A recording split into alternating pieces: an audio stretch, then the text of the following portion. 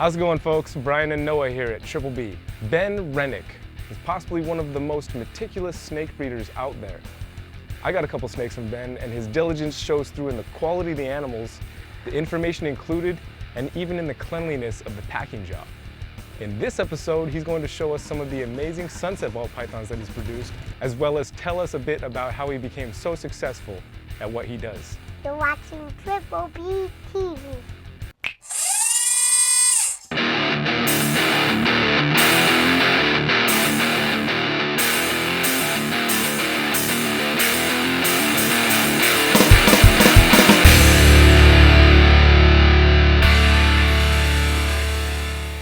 Let me tell you, this guy's facility, from what I've seen, is probably the cleanest facility I've ever seen in my life. I hope one day that I have a facility as clean as yours. How do you maintain it?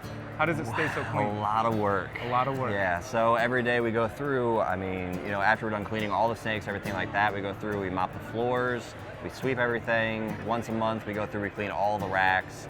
So it's just a lot of work, but it's worth it to have a clean place. I would say so, man. It's just... My building smells perfectly like snakes and bleach. It's wonderful. These fire sunsets you have sitting over here. Yeah. Can we check a couple of those out? Yeah, definitely. And to me, this is one of the most amazing ball pythons out there. Here, the fact that you added fire to it. Here we have a normal sunset right here. So normal sunset. And you can see, it's got really nice orange on the sides. It's got a really bold pattern. In about another 100 grams, it's going to change quite a bit. It's actually going to turn a lot more red. So they get more red as they get older? They do. But it's kind of one of those things, they hit like a 200 gram point and they turn really, really, really red. And then they hold that up until about 800 to 900 grams. And then, like every ball python, it turns to darken up a little bit. But now you got the fire involved. I do, so I added the fire into it. And I will say, they don't darken up to where they turn brown. It's not really a brown color. It's more of like a really deep orange. So they don't really brown out like everyone says. They just turn like a deep, deep orange. And whenever I put fire into it, you can even see just comparing the size. Like the size in these things are just like completely different. So adding the fire put all this orange in the side, and comparing that to a normal sunset, it really bolded up the pattern too. So you can see it put all the flame or all the blushing in the back pattern right there. And I think it's going to be really, really nice with some age. And I only agree. And then we got this right here. And this is a firefly sunset. Oh my God. So this is what happens whenever you add fire, pastel, and sunset together. Wow. And I don't know what this is going to look like in a couple 100 grams, but I know that they change a dramatic amount in the next few 100 grams. So this thing could be dramatically different just within the next few 100. It's going to be a really, really nice snake though, for sure. Because they're already going to brighten up, and just adding fire into it's just going to make it that much better. Absolutely. Yeah.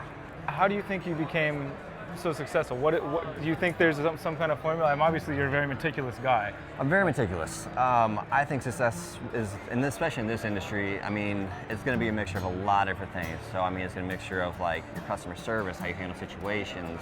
You're obviously going to have to make nice snakes. Like no matter what, you're going to have to produce some nice animals. And you're going to have to care.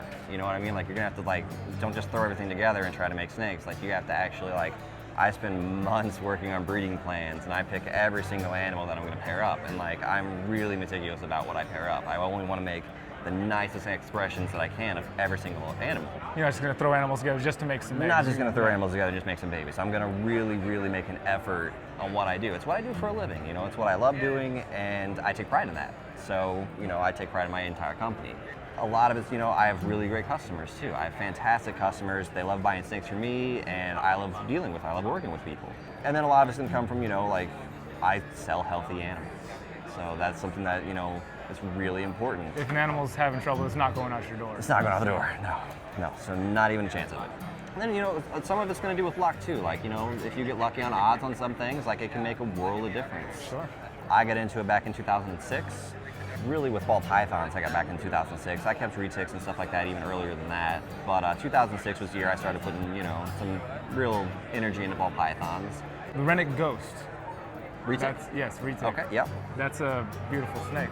How did you come to So the Renick Ghost, originally Stan Chiras got a hold of it, came out of Indonesia, and whenever Stan was getting out of snakes, I ended up buying the entire project off of him. So I ended up getting a group of double head ghost genetic stripes and the original ghost out of Indonesia. I produced the first ghost back in 2010, I believe it was. It's been a phenomenal project. You know, it's just white and purple. It's a white and purple snake, and just putting those two colors back to back, it makes a beautiful animal. And it's not something that's not compatible with Clark albino. It's not compatible with any other line of albino as of now. As of now. Yeah. So it's not compatible with Clark line. It's not compatible with a Mel. Do you know of anyone that's tried to put them together? Have you tried to put?